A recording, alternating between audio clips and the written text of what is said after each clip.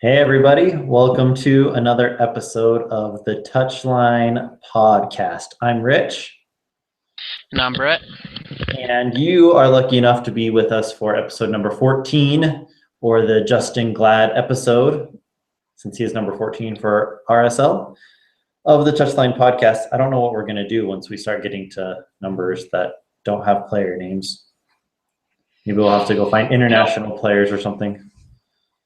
We're gonna eventually have to hit the Jason Christ episode, aren't we? Well, or have we passed that one? We passed that. He was number 9. Yeah. Well, that was before we started naming the episode, so. Yeah, I wasn't on the pod back then, so I'm not responsible. I can't take any credit or blame for that. But yeah, so this one's the Justin Glad episode. I guess maybe we should start. Also, we should go back in time and find out all the other players who have worn that number. We should start doing that. That'd be fun. Yeah. Go back in time. Yeah, so the next episode 15, that'd be the Sabo episode next time. Find out who else has worn 15 for RSL. That'd be cool. Anyway, I assume Sabo for a long time. Yeah. So tonight or today, whenever you're listening to it, we're going to talk a little bit about our games against San Jose and Sporting Kansas City, since we were unable to get together last week, so we didn't talk about San Jose. We'll look a little bit ahead to the Whitecaps, who we play on Saturday at home, and maybe we'll touch a little bit on the national game that just happened to finish, since we're recording this on Wednesday night, and talk about the awesome 2-0 scoreline. So let's kind of recap the last two games. We played San Jose, then we played Sporting Kansas City. We beat San Jose 1-0. Then we had the 0-0 draw against Sporting. What was your takeaway from San Jose first, I guess? I think the biggest takeaway, and it's like the huge pat on the back for RSL during that game, is they held Wondolowski pretty much out of that entire game. Nobody, late in that game, you're used to Wando showing up and starting to give you grief, and as the game went on and on, you were waiting for it. But as soon as the game ended, you realized Wando, they kept him grounded. They couldn't let him do anything, and that's a huge feather in this team's hat. Yeah, no, I mean, I thought they did a great job on Wando. I don't understand, watching a little bit of the San Jose games this season, they seem to be putting Wando more in a midfielder role or withdrawn role, and it gives him way less opportunities to be that kind of fox in the box guy where he just pops up out of nowhere and scores. And I don't know why they've chosen that formation with just the one striker and then, the midfielders behind him, but it certainly isn't doing Wando any service there. Yeah, and with that new stadium, you got to get Wando going, because people are coming to see Wando, and you want to start selling out that stadium. So,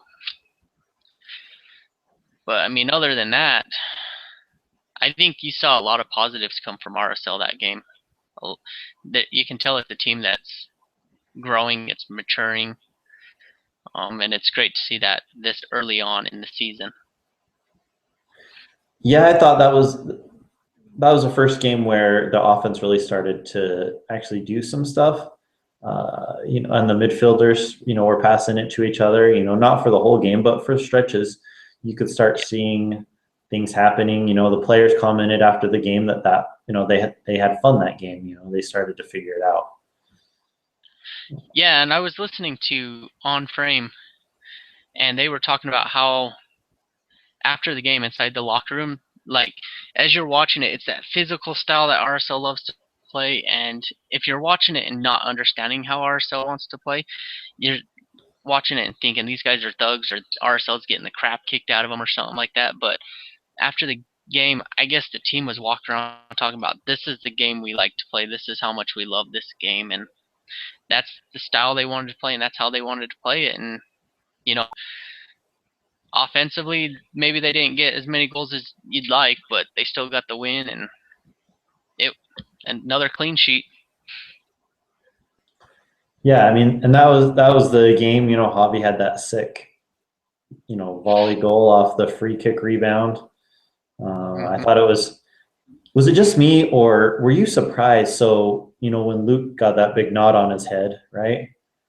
Yeah. That how quickly Innocent, the player for San Jose, how he rushed the ref, and then all the San Jose players rushed the ref.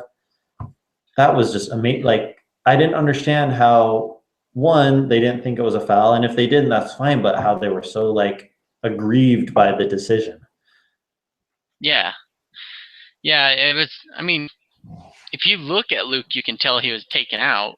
But I think that's part of soccer anymore. Is guy gets whistles blown, and all of a sudden you always see the opposing team just jump all over the ref, and even RSL does it. I mean, you don't want to see it, but yeah, that was actually a time when it stood out. It was pretty.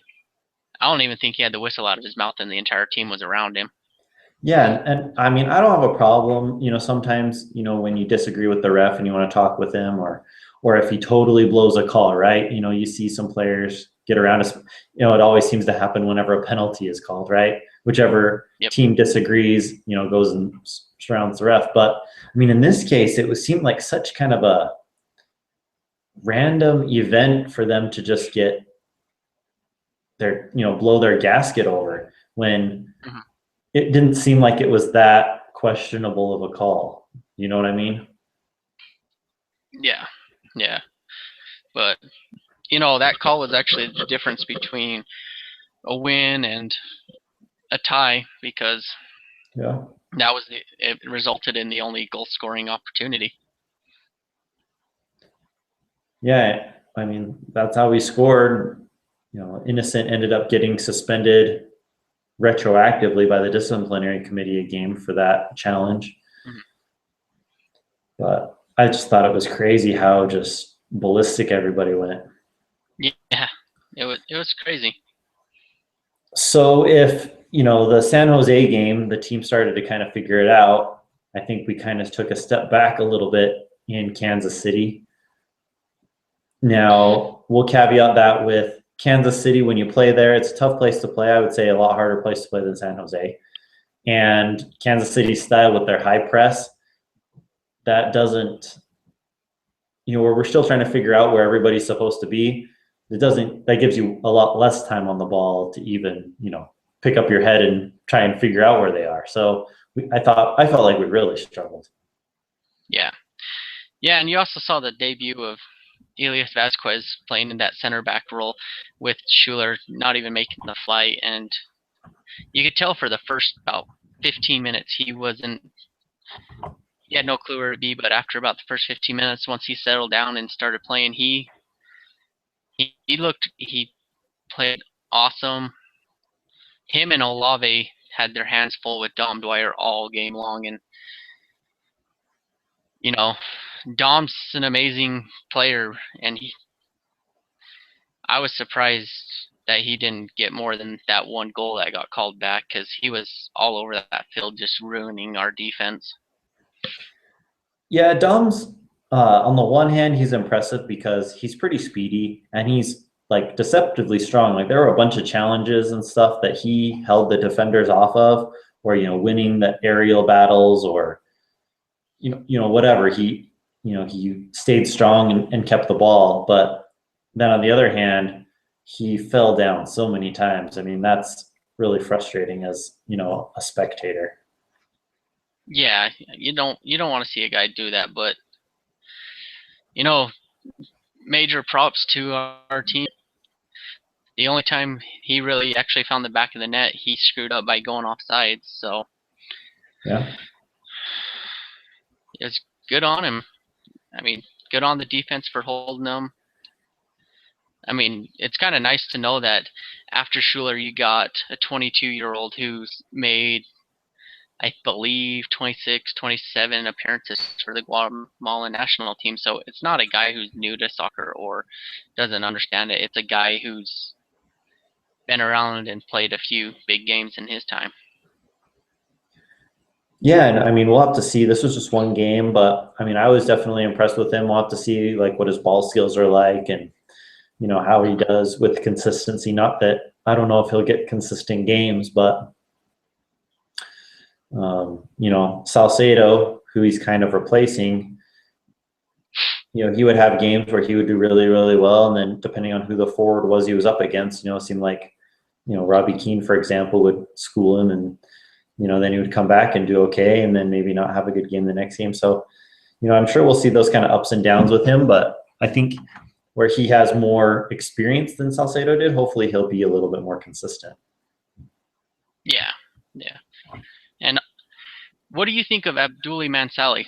I mean, they kind of brought in DeMar Phillips. You kind of had the feeling the starter, and Mansali would be backing him up. But Mansali, especially in that Kansas City game, he's shown a lot of physical play, a lot of heart, and like making a run that he deserves that position. Yeah, I mean, I think that Mansali has grown a lot since he has come to RSL. Before, I mean, you were always kind of nervous about what he was going to do. And I think we still feel that a little bit. I don't know if it's more kind of a reputation thing than what is actually happening. But I've thought for the most part this season, he's been really solid, and he gets up in the attack and he has good recovery speed, and he's been, a decent defender. So Yeah. I think where we've only seen Phillips for 60 minutes maybe. Yeah, I believe he's only played the one game. Yeah, and he had to come out again. So, I don't want to say that, for sure Mansali should start over Phillips, but I definitely think that it's making Cassar's job more difficult by, Mansali playing so well. So maybe we'll go back to, what year was that? 2010, maybe, when we had Wingert, Russell, and Beltran, and they would pretty much, alternate games. Two of them would play. One would sit almost every game. It would seem like. So it'll be interesting to see if we start doing that. Maybe give Tony a break every now and again, and have Mansali and Phillips, and that would be a lot of speed on the outside. That's for sure. Yeah, and I think what we're finally seeing with Mansali also is when he was playing for New England, they'd use him more as like a forward midfielder type player. But when he came to RSL, when he was released and RSL officially signed him and everything, they instantly decided to convert him into a defender, and especially on that wing because of his speed. And I think you're now seeing the growth of the player. He's understanding his position, and he's understanding what he needs to be doing as that outside player. And I mean, the step from last year to this year has been huge for him, and I guess it's one of those nice problems to have. Yeah, I mean, I think he's taken probably a little longer than we would have liked to kind of, erase some of the forward habits, him playing forward for New England. But, I think he's definitely turning into an outside back that's serviceable and that we can use, and I'm sure we'll see him a lot this season in that position. Yeah, and you're also seeing him play a lot more physical. I mean, he's only played in half as many games this year as he did all of last year, and he's already earned more yellow cards and committed more fouls. So I think you can see that physicality coming on. I think he needs to also kind of learn how to tone back the physicality just a bit, just so he doesn't get in trouble with those yellow cards.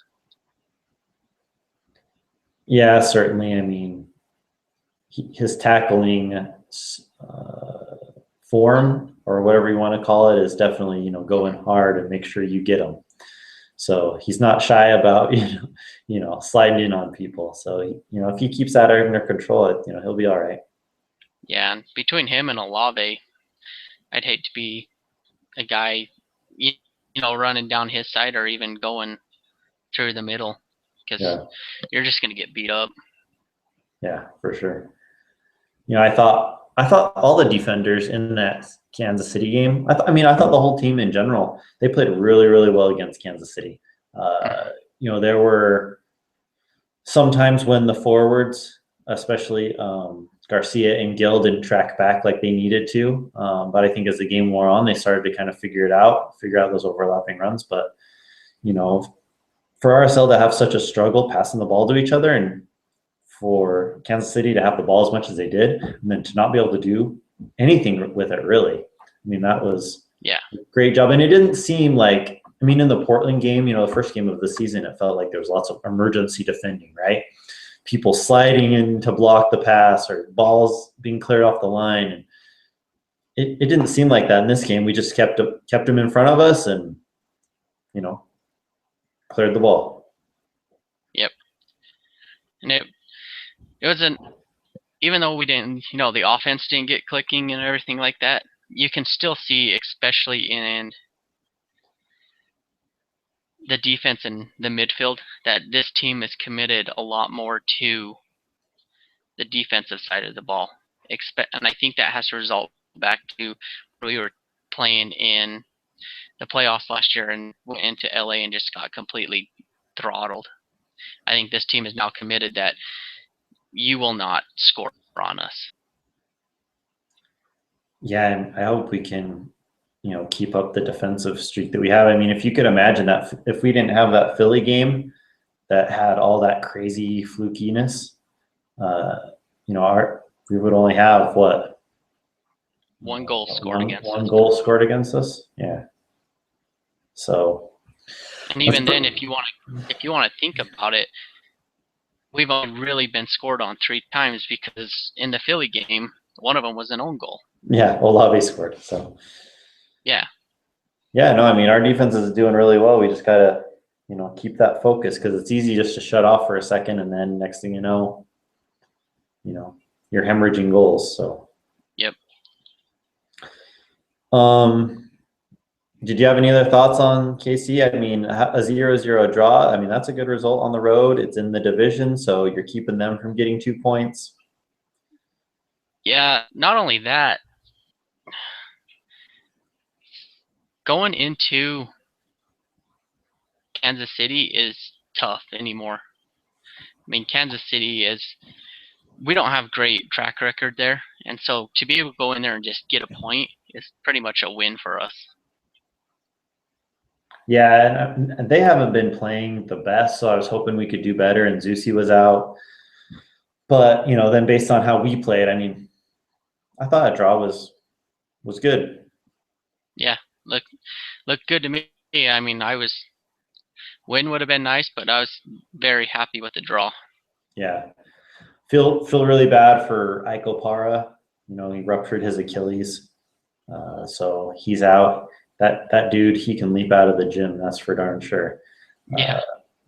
I'm glad he didn't score before he got hurt, but that's just sad, have someone get injured that way, especially if it's not, Colin or somebody like that. That would have been okay, but I felt bad for Opara. Yeah, and hopefully you'll see him back by the end of the season, but my guess is it's doubtful you won't see him. Yeah, I bet you won't see him till next year. So that's a loss for KC. We'll have to see how their defense does, because he was a big athlete, and we'll have to see how all of Beasler's garbage throws turn out now that he doesn't have that other target to throw it to. Yep.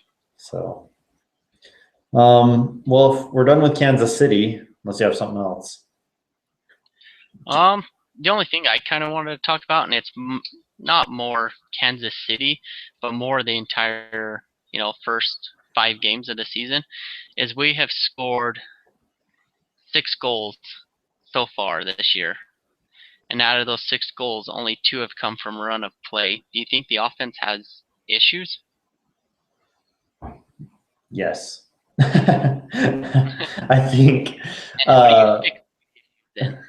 Oh, I need to elaborate on that thought. How about, I think that we're still trying to figure out how to play with wingers. I think that Sabo isn't getting the ball where he needs it, or as much service as he needs it. It was interesting, I guess, kind of a comment on the KC game is, so our forwards that game was, we had Gill and then Sabo and Garcia. And Yeah. when Gil had come in a couple of other games, kind of in a substitute role, or I guess one game they just moved him up front because he was already in the game, but the other game he came in as a sub up to that winger spot. And Yeah. I thought he did pretty well up there, and created different opportunities and was kind of dangerous. But I thought in the Sporting Kansas City game, he was just he disappeared for large swaths of that game. And then, Jordan Allen came in and, had a little bit of an impact. But I don't know. I just feel like we're trying, like when we have the ball and we have possession, I feel like sometimes the offense is trying to operate down one side of the field like we used to in the diamond, right? But we Yep. have three forwards that are more spread out across, and then you only have three midfielders, and so they are trying to leave themselves not so exposed. So it's like you're missing a player in that zone that you normally had to pass it to. Hmm. And maybe I'm totally misreading what's going on, but it kind of feels like we haven't figured out where to pass the ball to when we have possession and we're just passing it around. Yeah. No, I think what I saw a lot of from Gil, and if you give a shit, I will defend Gil until the very end. I'm a huge Gil fan. But what I've noticed about Gil is I think I'm wondering how much he actually got playing up top in practices and stuff like that going into that game, because he track a lot and he a lot inside the midfield. So I'm wondering if he was more or less, as soon as he hit the field, natural ability just took over, and it's, I got to play the midfield. This is where I'm always playing, and it was so uncomfortable for him that's why he kept being out of position and not being able to help out that way. Yeah, maybe. I mean, there are a lot of teams that play kind of the three strikers up top, but one of them isn't really a striker. I mean, that's what Kansas City does. Zusi, I wouldn't call him a striker, or really even a winger necessarily. I mean, he's not Neymar or something, that you just expect to fly around. He's more of a hobby type that's just playing over on that side. And so, I Hmm. mean, I think there's tons of opportunities for Gil to play in that spot and still play to his advantage or his uh, skill set. Yeah. But I'm just not sure he's figured out how to do that consistently yet. Yeah. Yeah. I think the offense is okay for right now, and I think here in, I believe it is May, the offense is about to fix itself really quick, because you will have Plata return, and Plata is that midfielder who plays up top, and he'll be able to do that, and you'll be able to allow Plata and to play up top with Jaime and Sabo, and probably see a lot of impressive things. Yeah, it'll be interesting. So today, Chris Camrani, had an article in the Tribune talking about Plata and where he's at, and it sounds like he's still, I don't know, 7-ish weeks maybe, Yeah. 7 or 8 weeks out. Um, but I guess my question is, do you think out of all the strikers, so if you could take any of our strikers, so say our primary strikers are Plata, Sabo, Jaime, right? Yep. If which one of those three do you think is most important to our offensive success? I mean, if you had two of the three and you replace the other one with just somebody else, I mean, do you think Plata is the key? Because when Plata comes back, Sabo is going to be gone with the Gold Cup. So, Hmm. you'll have I would Sandoval say there. I would say Plata would be, and that's only because last year he was responsible for 19 goals, scoring 13 of his own and getting the 6 assists. And the start that Javier has come to, the entire reason they swapped to this 4-3-3 was to get Javi involved in the offense and to get Plata more involved in the offense. And since the entire formation has changed to suit those two guys, Plata is to be the one that's more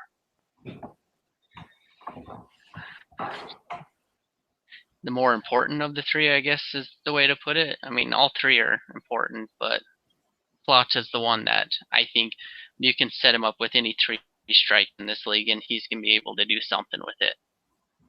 Yeah. And I would almost kind of argue, I mean, if you have a big target man as the middle of the three strikers in a 4-3-3, I mean, that's cool, but I mean, it's not real necessary. And there are lots of examples of teams that don't have a big striker. And, say we slot Sandoval in there instead of Sabo. I mean, he's not Sabo, but he can replicate some of that skill set. And I think we're all just excited to see Plata do what he did last year, but with another strike, an extra striker up there with him, Yeah. So, reading through Chris's article, something that kind of stood out to me is I hope he's back by late May, but I'm wondering if they'll actually hold him out even longer, just because he threw in that part where the head athletic trainer Tyson Pace was talking about Kevin Durant and how his re-injured foot kept bothering him all season long, and wondering if the team would rather keep holding him out just to make sure he's 100% healthy. And I mean, Plata is going to be that important for us moving forward. They've made him a designated player. They know the potential of Plata. yeah, and I mean, they had experience with this last year with Sabo, and I don't know if the fracture was the exact, I mean, it was the same bone, but I don't know if the fracture was the exact same. Do you know what I mean? But I'm sure they can take some, experiences from that and, apply that to Plata, to see if Sabo had any sort of lingering pain or, if he wished they had handled it differently. I'm sure he'll give them that feedback too. Yeah. So, but as of right now, I wouldn't be worried about the offense. I'm kind of hoping Jaime lives up to the nickname I gave him back in the day when he first signed with us, when I called him the hired gun, because I figured the team was looking for that third striker that could just rotate through and there'd be no drop off. So I was hoping he was the hired gun. I hope he lives up to it. Yeah. So, but I don't know. I mean, I've liked Jaime's play so far. I don't. He hasn't scored yet, but I think he'll be fine. I'm not sure if he'll play this weekend or not with the leg fracture that he had. But it sounds like he's getting close, which is pretty amazing. So, I think he'll click. Yeah, if you look at stats and just look at it that way, Jaime looks like a disappointment. But if you watch him on the field, he's impressive. I mean, the way he reacts away from the ball and with the ball he's a fun team to watch. He's a fun player on this team to watch. Yeah, I think, we just need to, if we can be patient and if we can ride this through and stay, keep our undefeated streak alive here, right? Keep getting points as we can. Hopefully more wins than draws, or at least wins at home. I think the offense will eventually figure it out if we can just kind of scrape some goals by, however we can. Yep. There's only one other team undefeated other than us, and that's New York, and they get San Jose this week. So, is that here? Is that at San Jose or at New York? Let me see real fast. That will be in New York. Is it? I was gonna say I think it's in New York. So, well, go Red Bulls, I suppose. And then after that, they get LA, and then on a short week get Colorado, and then New England. So they're about to get tested. Couple Western teams all in a row. Yep. Well, real quick, let's talk. I guess, should we talk the USA game real fast? So that'll lead into the Vancouver game, or do you want to talk Vancouver first? We can talk U.S. game. All right. So hopefully everyone's watched it. Spoiler alert. If you didn't watch it, we're gonna talk about it. USA won 2-0 again. Word up. Do not come onto our soil. Yes. Do not come onto our soil. You will lose 2-0. So seemed like the crowd was pretty pro Mexico down there, which you would kind of expect in Texas. Mhm. But I mean, for the pitch just being awful, oh my gosh, that was so awful. I mean, that looked worse than most of the CONCACAF qualifying pitches that you would see, as they would go around to like, Nicaragua or something. Yeah, you know what? I have this huge issue with us going to like the Alamo and stuff like that and playing, because we have all, like, one of the huge major requirements to join the MLS is you have to come up with a soccer specific stadium. And I know there's some teams that have kind of gotten around that rule, but all these soccer specific stadiums, and we still go to a place like Alamo Dome and try to lay down grass and get these guys to play. Well, my And problem then you with turn, go ahead. and then you get guys that are getting hurt. Right. Well, my problem with it isn't, I don't have that much of a problem. I mean, if they want to go, play in some of these big stadiums. I mean, if we were going to host a big game, and they wanted more than 20,000 people, they can't play in Rio Tinto. Yeah. But I mean, if they're going to do it, they need to lay the field down more than like a day before. I mean, you gotta, if you have to lay grass, do it, you need to reserve that facility so you can give that time to not be utter crap. Yeah. I don't have a problem if they wanted to go to like Invesco Field or something like that, a place that is grass, or it's grass 100% of the year because NFL teams are playing on it or something like that. But to go into a place, I mean, I don't even know what the Alamo Dome is used for, honestly. I don't know. We're gonna look up Wikipedia now. Yeah, I am. I'm gonna find out what. I mean, all it is a multi-purpose facility used for football, basketball, baseball, and convention centers. I mean, it's not even something special. George Strait performed there. Just found that out. I guess the Spurs used to play there. Yeah, so I mean, if you want to use like a football field, I don't have issues with that. But the fact that we have right now Vancouver, Seattle, Orlando, New England, DC, and New York play in stadiums that weren't built to be soccer specific. So the rest of the league's got soccer specific stadiums, and we're not using them for games. And then you turn around and get situations like we were dealing with tonight when Beckerman hurt his knee, even though they say it's a thigh contusion, but ice on the knee, dude. Yeah, it's just a whole money grab, for U.S. Soccer and the Mexican Federation. But I mean, you gotta have a pitch that is not. I don't know. I mean, as they would pass the ball and you'd see that thing bouncing up and down. It wasn't smooth whatsoever. And if you would have taken a drink every time somebody slipped as they tried to plant, you would have been dead because, it was just stupid. And Juan Agudelo got his goal. Yeah, Agudelo got a goal. The college kid, Jordan Morris, got a goal. That was amazing. Yeah, but in Juan's goal, all he did was he went to dribble to the inside of the field, and Mexico defender slips on the grass. Oh, yeah. Wide open. Just take a shot. I kind of felt like as I was watching that game that something like that was going to happen. Either a defender would slip and like cause a penalty, or somebody would slip and cause a breakaway. And I mean, that's how Agudelo scored. So yeah. Although the goalie, he could have done better. Yeah.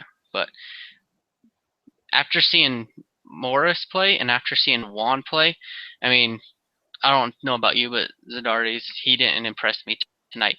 If you were starting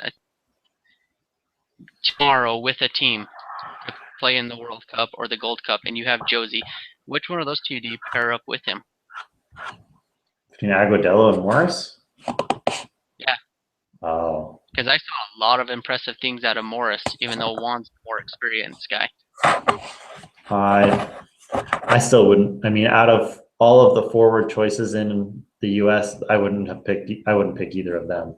I think Morris, he seems kind of speedy, but I mean, I also saw him make a lot of mistakes, and a lot of his play was just running hard. And then Agudelo,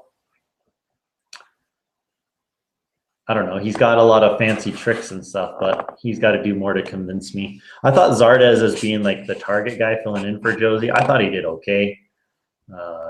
That's not that's not his normal position. It's kind of like when they used to put Eddie Johnson, in that position, and it was kind of, for me, it was respectable considering what he was trying, asked to do. I like Zardes' game. He still needs to grow a lot too. I'm trying to think of who in the pool I would actually want to pair him with. Josie with, I mean. Out of like everybody. I mean, would you put Wando? Yeah, I was gonna say Wando, Jordan Allen. How about him? Yeah, let's throw Allen in there. Kid needs some time. Yeah. Who else is?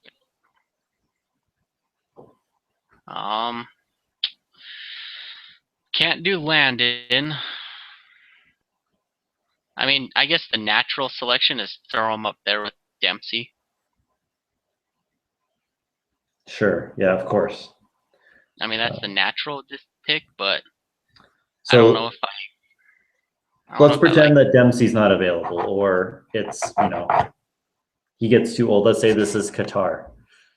Okay. Instead of Russia for the World Cup. Dempsey, I'm sure he should be too old by then, I would guess. Yeah.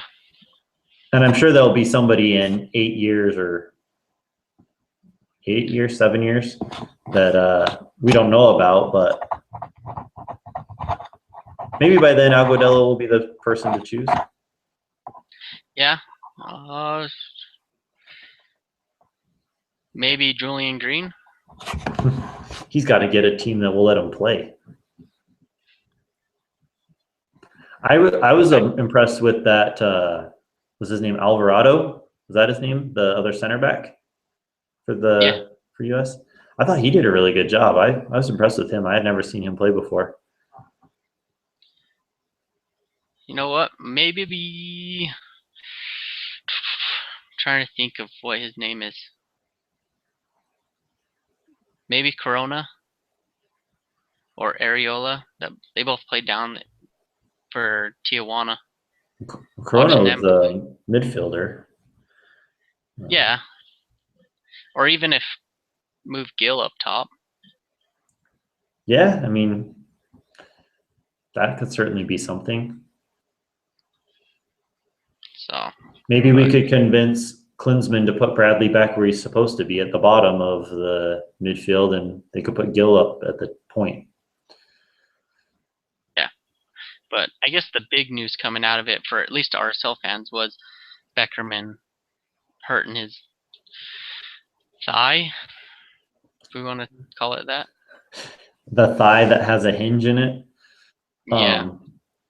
Yeah, I mean, he tweeted out after the game that he was fine. I guess we'll have to see if that's really the case. I guess I kind of wouldn't be surprised if he doesn't play on Saturday. Hopefully, it's nothing serious like a ACL or MCL or something like that, because that would just be ridiculous.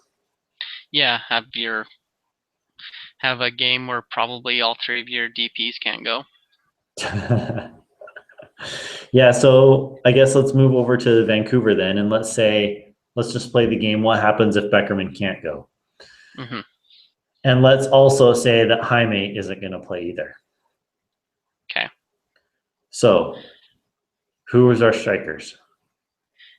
If Jaime can't go, I still would want to play Gill up top. Okay. I think if you play Devin up there, him and Devin and Sabo play too similar. They're both like to hold the ball up, and you kind of need playmakers up there. Maybe if you're kind of crunched for the midfield, I would also consider Jordan Allen up top. Okay. So that'd probably be my two picks right there. Is either leave Gill up there or run with Allen. And then have Garcia as the other one? Yep. Okay, and then I think, okay, let's hear your midfield first, and then I'll go. Okay, if we got Allen up top, I'm going to run with Luke, Javi, and Gill in the midfield. But if we play Gill up top, we're still going to run with Luke and Gill, but I'm probably leaning towards, and only because you convinced me off air, probably I'd like to see Justin in that holding position. Justin Glad. Dun, dun, dun. Told you we'd talk about him this episode. That's right. It's a Justin Glad episode. Not only is this episode, you're going to say he's going to get his first MLS start, huh? After watching him in that Real Monarchs game, you can tell he's got MLS talent. And you could tell that last year when he played. Didn't he play in the Tijuana game? Yeah. Mm-hmm. And he was called man of the match. And I'm trying to remember back to it, but he played awesome. And I remember after the game seeing interviews where different people, especially, I want to say it was Nat Borchers, was talking about how he might be even a better defender than any of the guys we had right then. Yeah, I'm excited for his potential. Did you hear what he said after the game? How I think he's played 3 games at Rio Tinto, and all of them have been just downpours. Because he played the Tijuana game, it was a downpour, and this Colorado Springs game was a downpour, and then what was the other one? The Open Cup game, maybe? I think it was the Open Cup. Maybe it was that Atlanta game that was just crazy downpour. I think that was a downpour. Anyway, so maybe he won't be able to play on Saturday because it's supposed to be nice weather.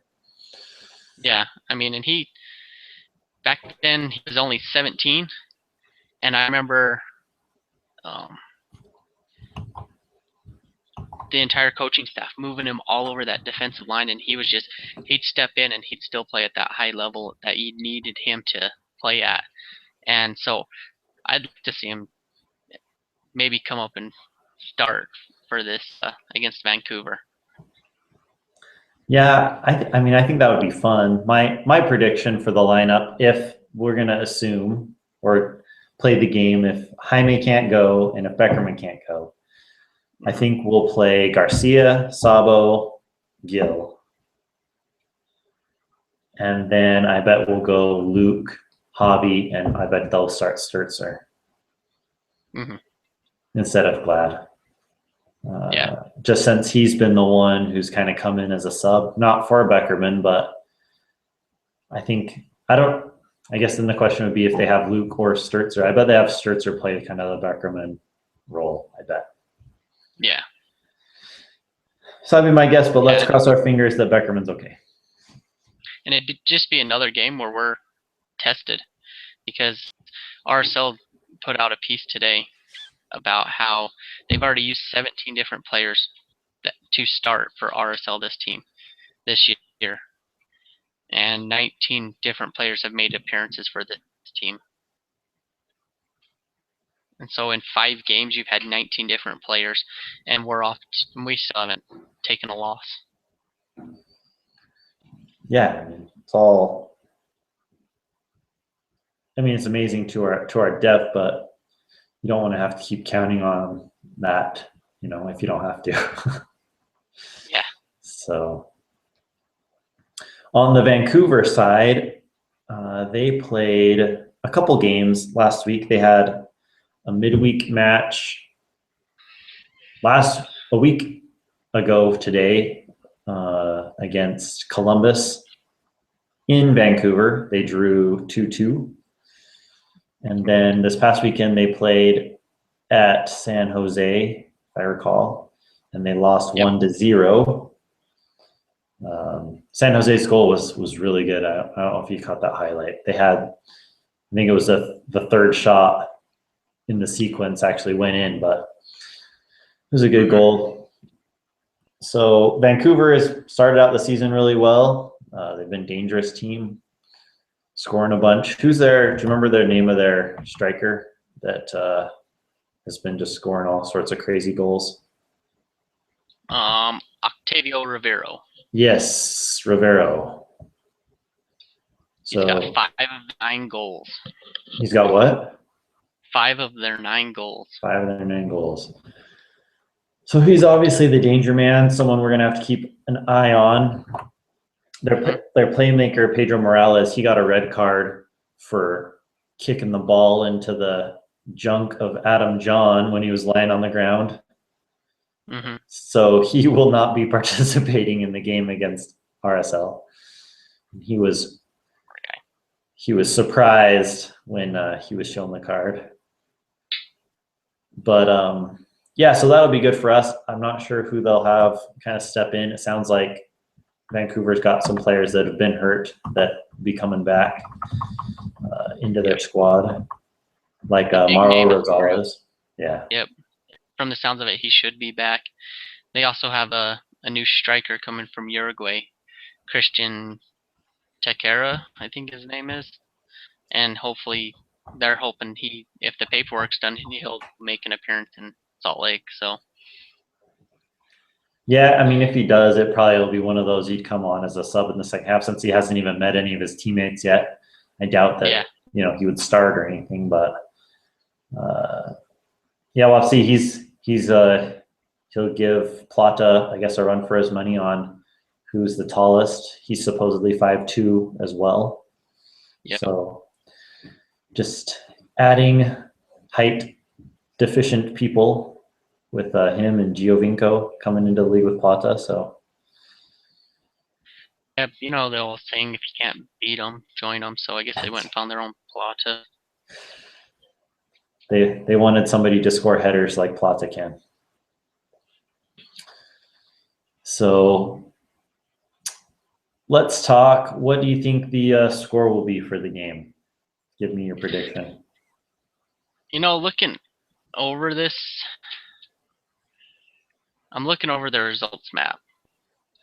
And even though they've started out the year with 4 wins, 2 losses, and a tie, their losses are against a Toronto team and a San Jose. And their tie is a Columbus team that's only got 1 win on the year and a couple of draws. And so I look at their wins, and their wins aren't exactly, other than that LA game, it's Portland, Orlando, and Chicago. So not exactly like the best of the best. And they also caught Chicago during that game losing streak that they started out the season just looking horrific. And so I'm gonna say we win, but it's gonna be like 2-1, 1-0, something like that. It's gonna be close. Yeah, I mean, the one thing we got to be wary of, and I mean, the thing we have going for us is we have Olave now, where he can maybe keep up with Darren Maddox. They have some quick players on their team, and so I guess my concern would be just to get caught out and kind of have a breakaway situation. But with Olave, I think that's probably less likely. Yeah. So I think them breaking us down in kind of just the normal run of play, them passing it around and breaking us down, I think that likelihood is not that great.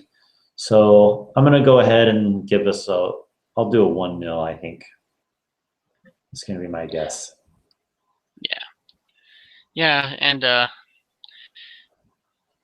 I know it's kind of going back to the kind of changing the subject, but something that you said that reminded me of it. With this 4-3, you're also noticing that a lot of teams can't bunker on us anymore. And so I think that's going to open it up to us seeing more, especially when Plata's back, a lot more offense from us, and also a lot more forcing other teams to have to compete against us, and so you'll see a lot more, I guess, active soccer coming from Rio Tinto Stadium. Yeah, it will be interesting to see when Vancouver comes in on Saturday what their defensive stance is, if they're going to be in a shell or if they're going to come to play. Last season when they came here, they had that crazy comeback and that ridiculous goal to tie it up near the end of the game from like 35 yards or whatever it was. Yeah. It got them all cocky and about themselves. So we'll have to see what Carl Robinson decides to send his team out to do. I kind of wonder too if now that we're not in a diamond and we're not so focused on possession, if that helps people not be in a shell when they have the ball. You know what I mean? Yep. It's hard for teams to stay back in bunker when they have the ball because your natural tendency is to, if you have the ball, you want to go attack. Yeah, you want to get up there and play. But if you attack, then that leaves you open when the ball comes back the other way. So as the season goes on and people come into Rio Tinto, we'll have to see how they all decide to play against us. I'm sure, at least for the first little bit, they'll just do what they've always done, which is most teams will bunker, I would guess. Mm-hmm. So, any other thoughts? I think we pretty much covered it all, man. I mean, let's all hope that we get to see some Justin Glad this week. That's right. Part of me thinks Beckerman's going to be there, but we'll see. Even if he's okay because he played midweek, I mean, it's not the end of the world if they give him a break. Yeah, and I'm wondering if this entire coaching staff is more. You've seen Schuler could have gone this week, but they left him home because they wanted him to be healthy. And I think this team is, especially this coaching staff, is realizing over last year that they need these guys all year long, and guys are going to be gone, so you need these guys as healthy as possible. So I think they're going to start giving these guys breaks every chance they can get. Yeah, I mean, I definitely think we want to take the Greg Popovich school of thought where, if you have players that need a break, give it to them. I mean, the season is crazy long, so it might as well. I mean, that's why you have, 20-something players on your team, right? So I don't think we want to go the Jose Mourinho route and play the same 11 players for 9 months. Yeah, well, especially if it's prime time, we'll go Pop's version and shut it down. That's right. Save yourself for the playoffs. Mm-hmm. So. Well, it should be a fun one this weekend. Did it snow down where you are? It did not. I was actually out coaching soccer today. What? Are you kidding me? I have, I don't know, probably almost a foot of snow on my lawn right now. See, if they would have played the United States game here, could have forced them to play in snow. It would have been awesome. Crazy. It has snowed all day long. And, a couple days ago it was 70s, and then today, snow. Saturday, back to the 70s. It's great April weather. Yeah, Utah weather, man. Utah. It's been awesome. Good for snowballs. Well, for those of you listening, we're glad you could join us. And thanks as always. If you guys have any questions, you can get at me on Twitter at Frisbee_Rich. And then, man, I'm all Twitter. You got A24 Brett. You also got Touchline_TBS. And even if you just throw something out to Torn by Sports, they'll get it to us. Yeah, and we'd love to hear from any of you guys, any questions or comments, or if you agree or disagree with anything we have to say, tell us that we're crazy. That'd be great. So thanks for listening. I'm Rich. And I'm Brett. And have a good evening.